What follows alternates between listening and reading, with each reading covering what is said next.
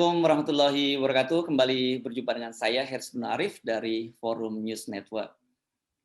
Pimpinan KPK kemarin hari Selasa bertepatan dengan tanggal 1 Juni 2021 tetap melaksanakan pelantikan 1.271 orang karyawan KPK yang dinyatakan lolos untuk menjadi ASN.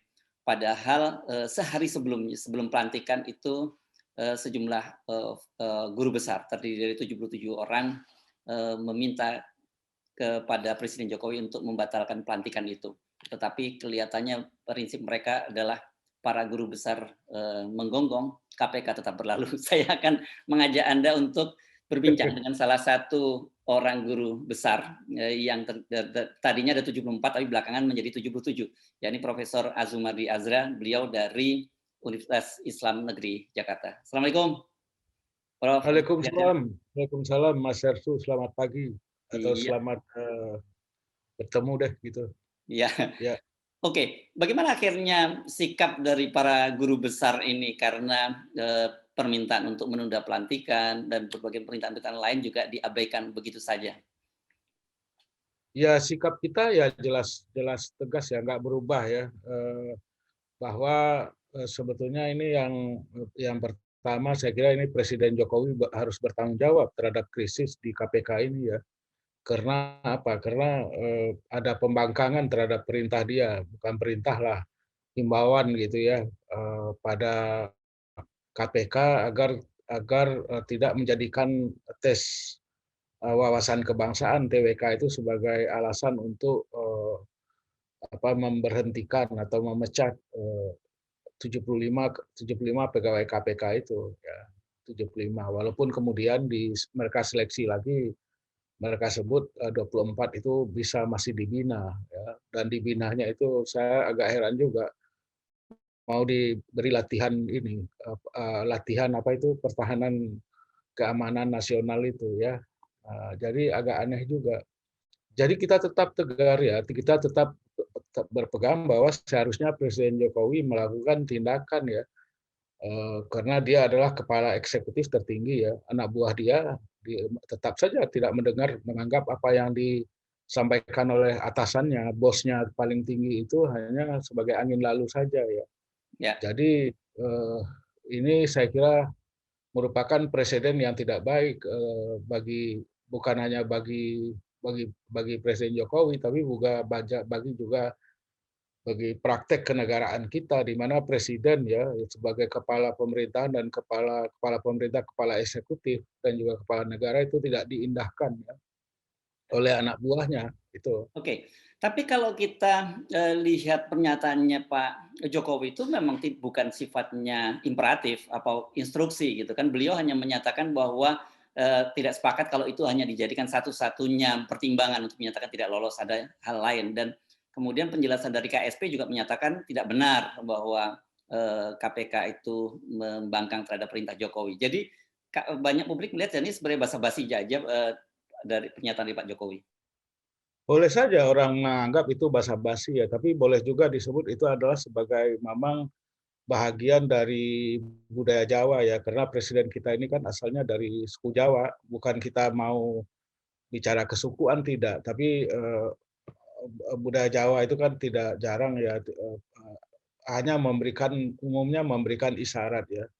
Jadi kalau di lingkungan birokrasi, kalau atasan udah bilang sebaiknya misalnya atau seyogyanya misalnya, itu artinya perintah ya kan.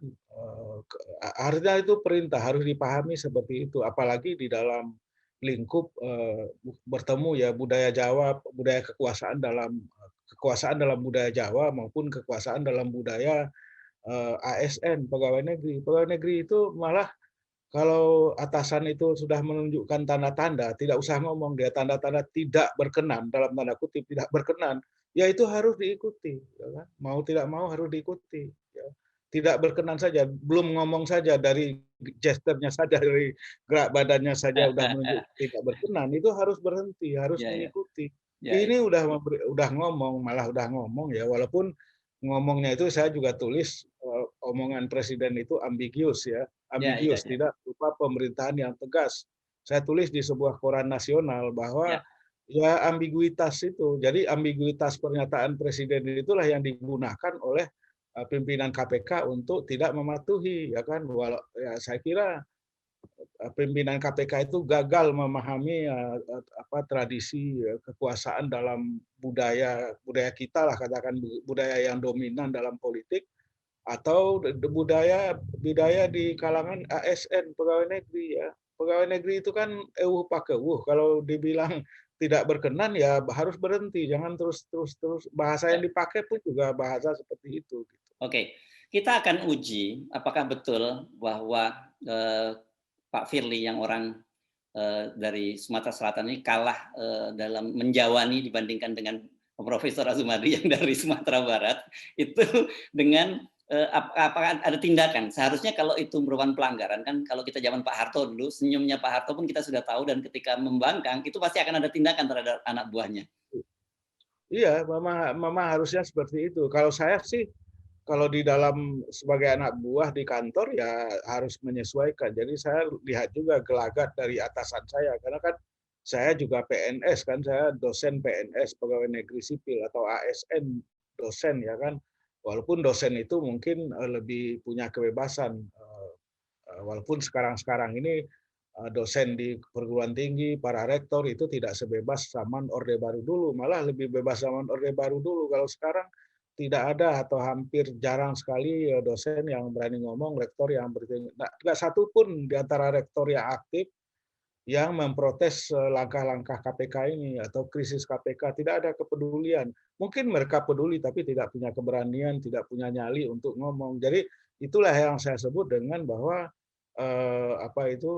kampus sekarang ini tidak malah tidak lebih lebih membisu, lebih diam dibandingkan dengan zaman Orba dulu, zaman Pak Harto dulu, katakanlah tahun 90-an ya. Mungkin kalau 80-an Presiden Soeharto masih sangat kuat, tapi 90-an Pak Harto juga masih kuat, tetapi rektor-rektor juga udah pada berani ngomong, berani bicara. Jadi oleh karena itulah saya kira kalau ada batasnya, ya kita harus memahami atasan kita dengan budaya politik yang dominan seperti itu.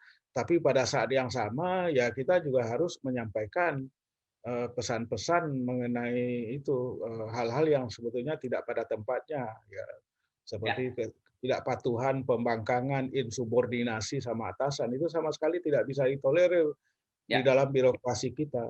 Ya, nah saya mencatat setidaknya 3 kali menyampaikan himbauan di forum guru besar ini ya. Pertama pernah meminta agar presiden membatalkan revisi undang-undang KPK.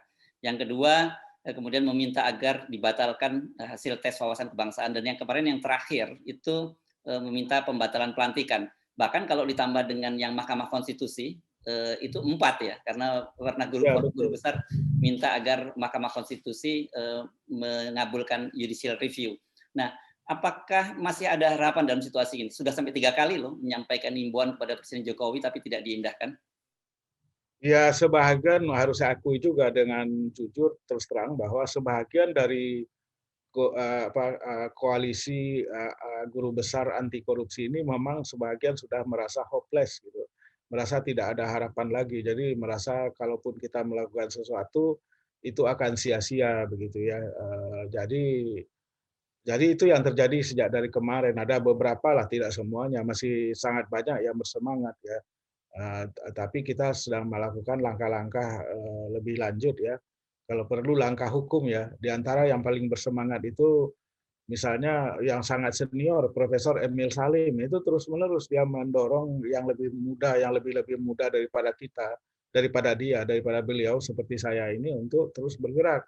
Ya, kalaupun ada yang misalnya yang merasa sudah hopeless, ya jangan kita kemudian berhenti gara-gara mungkin satu atau dua merasa tidak ada harapan lagi ya. Jadi kita akan tetap bergerak nih, mungkin bergerak melalui jalur hukum, melalui kerjasama atau konsolidasi dengan media massa, dengan juga masyarakat sipil ya, masyarakat sipil yang juga terbelah ya, tapi masih ada lah di antara masyarakat sipil itu yang masih punya kepedulian pada masalah-masalah seperti ini ya.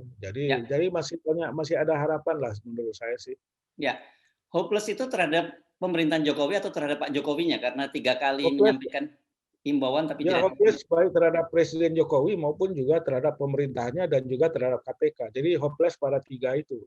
oke. Hopeless itu mungkin hopeless yang ada 4 hopelessnya itu. Hopeless terhadap Jokowi yang sudah kita himbau 4 kali yang tadi seperti Mas Hersu bilang ya. Ya, Tapi sama sekali ya bukan tidak ada respon, tapi responnya itu berupa lebih banyak gimmick ya.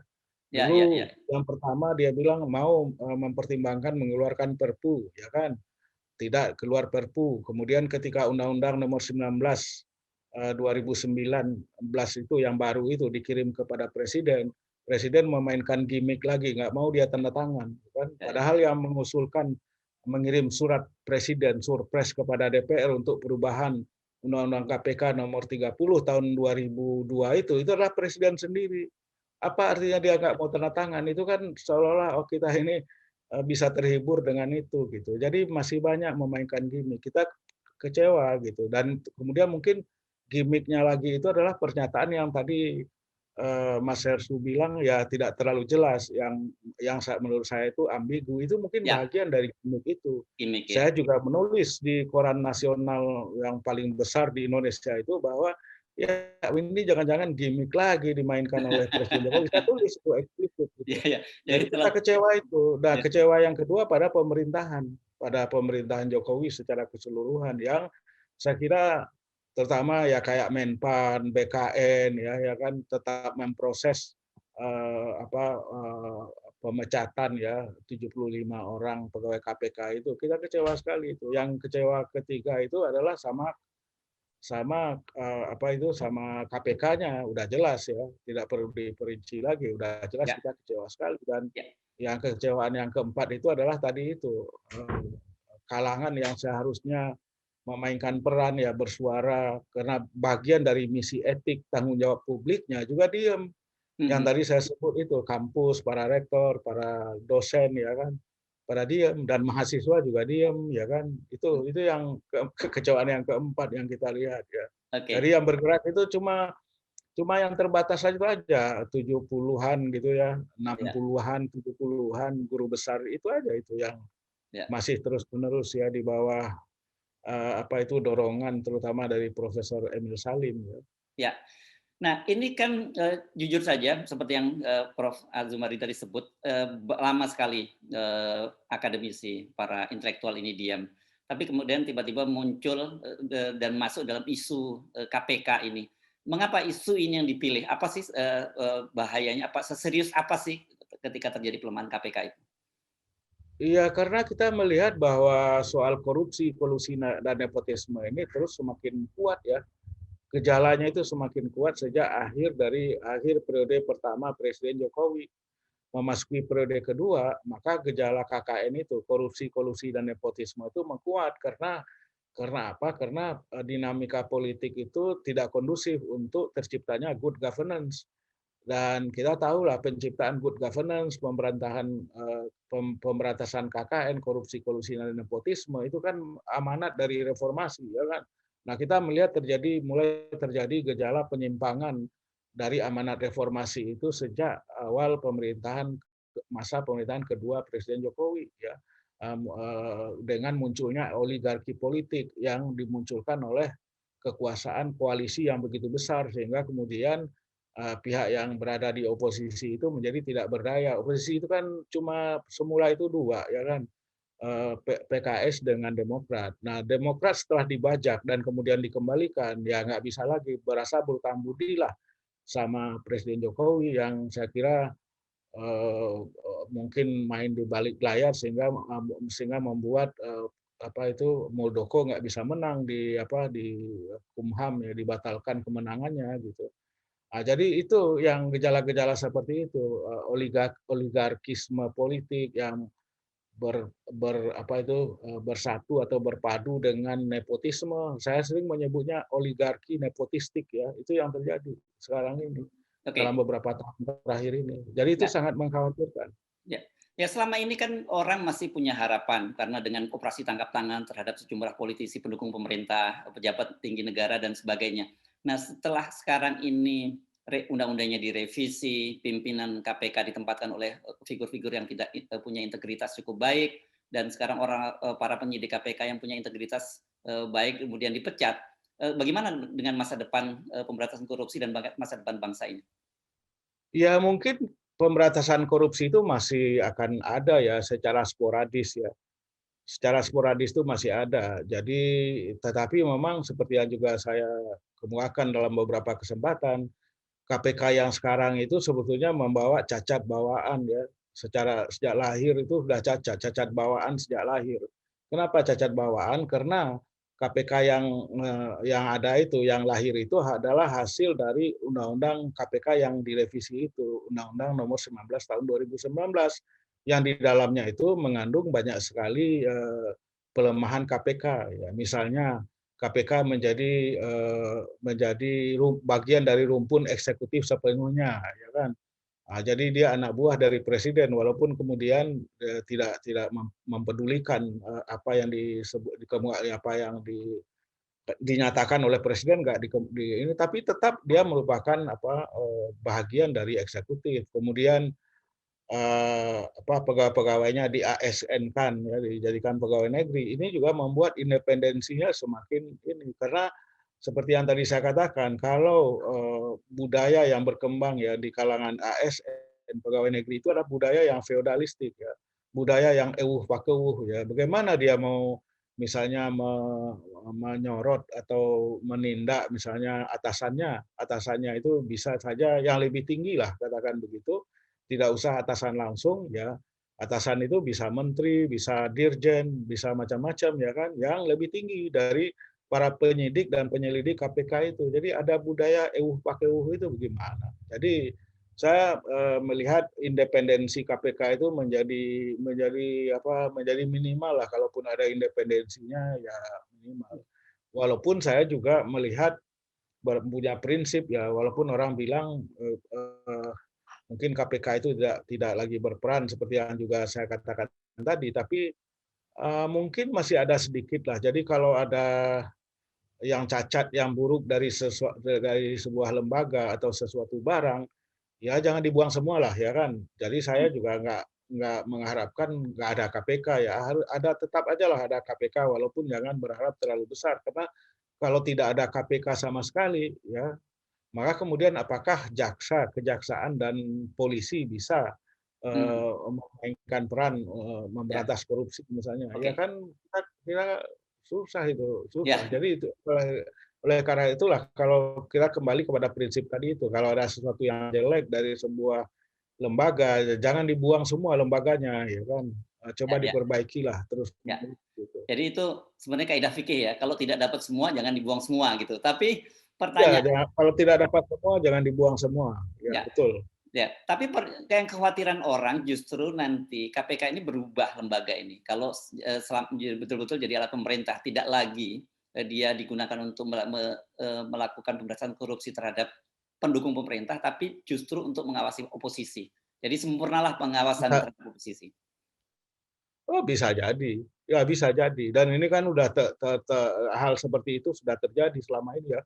Sudah terjadi. Jadi aparat negara digunakan untuk mengawasi oposisi ya. Misalnya ada yang bersuara keras, langsung ditangkap, dipamerkan ya kan, dengan tangan terborgol. Padahal cuma pendapatnya itu cuma kritis biasa begitu saja ya. Jadi ya memang sudah jadi begitu itu. Aparat itu digunakan untuk kepentingan politik, kepentingan rejim yang berkuasa. Nah, oleh karena itu bukan tidak mungkin KPK juga digunakan untuk mengejar-ngejar kelompok oposisi ya, ya dengan tuduhan macam-macam atau dengan rekayasa macam-macam itu bisa dilakukan.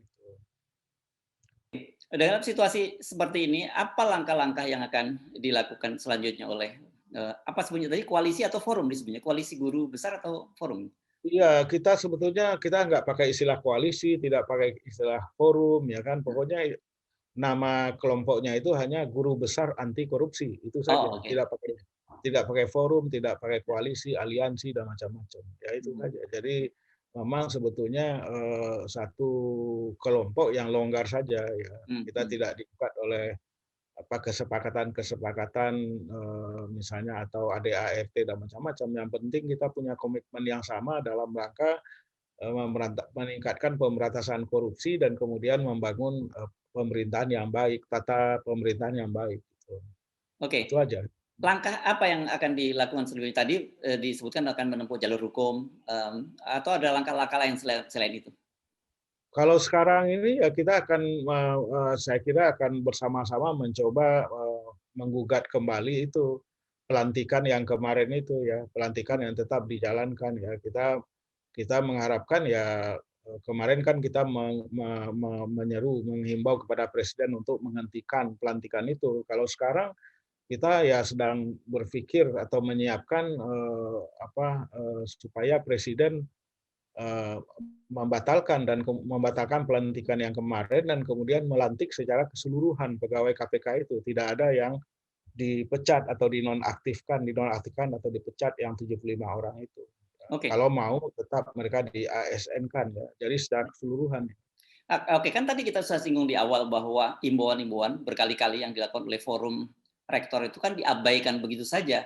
Apakah kemudian masih akan melakukan imbauan lagi atau tidak ada langkah yang lebih konkret? Ya, langkah yang lebih konkret apa yang bisa kita lakukan? Memang kita sebagai guru besar ya paling hanya bisa melakukan himbauan-himbauan itu. Kita nggak mungkin misalnya menggerakkan massa, menggerakkan mahasiswa atau menggerakkan publik untuk misalnya melakukan aksi demo, unjuk rasa misalnya nggak bisa. Kita hanya bisa memberikan himbauan-himbauan, memberikan pernyataan-pernyataan ya.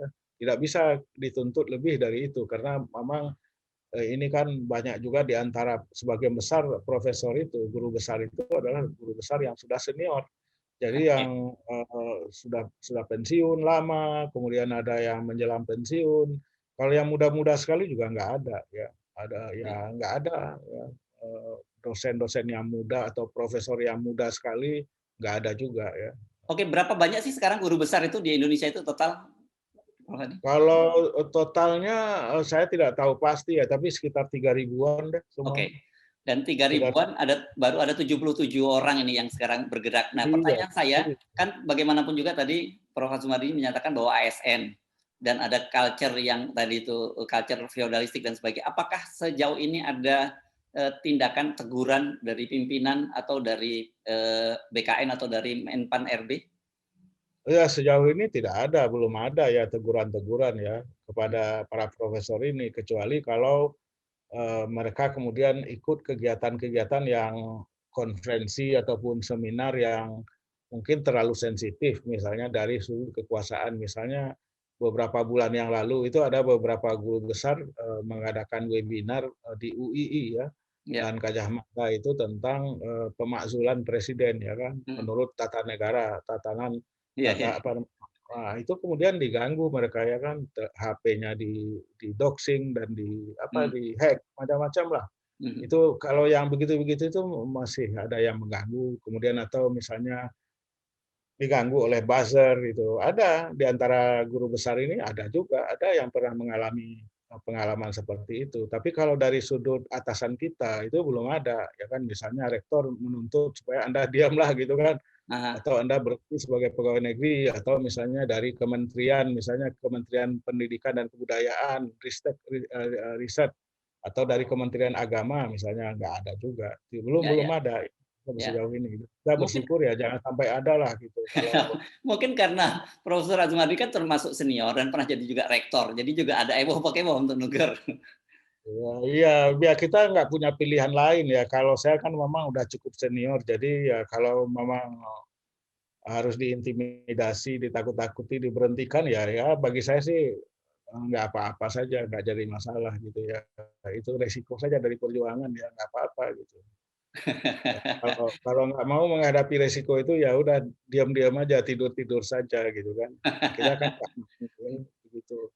Ya, Tapi ini alhamdulillah sejauh ini belum belum ada yang ya, diancam-ancam begitu belum ada. Setahu saya sih belum ada. Kalau tadi itu yang di doxing ya ada itu mhm, mhm. tapi bukan oleh pemerintah langsung ya, tapi oleh buzzer atau mungkin oleh siapa kita nggak tahu lah yang memang kerjanya itu mengganggu HP, mengganggu gadget dari orang-orang itu tertentu itu. Ya.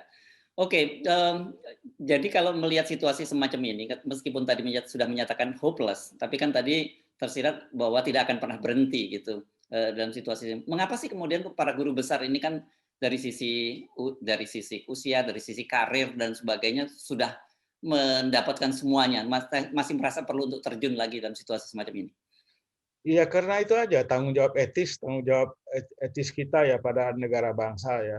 Bagaimanapun juga kita kan sudah dibesarkan oleh negara bangsa ini ya, berkarir di negara bangsa ini, mencari makan juga di negara bangsa ini ya.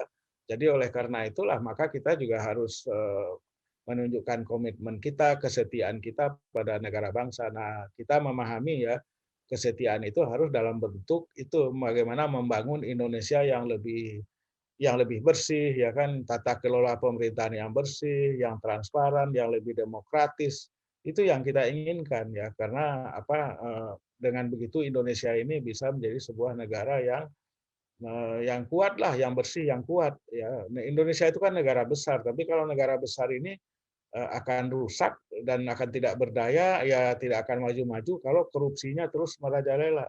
Kalau oligarki nepotistiknya terus yang berkuasa, itu yang kita prihatinkan gitu. Oleh karena itulah kita ingin mengubah keadaan itu ya. Itu Oke. aja. Oke, ini terakhir. Kalau saya minta Prof. Azumati membuat skala gitu, skala 1 sampai 10. Sekarang korupsi di Indonesia itu levelnya sudah sampai di skala berapa?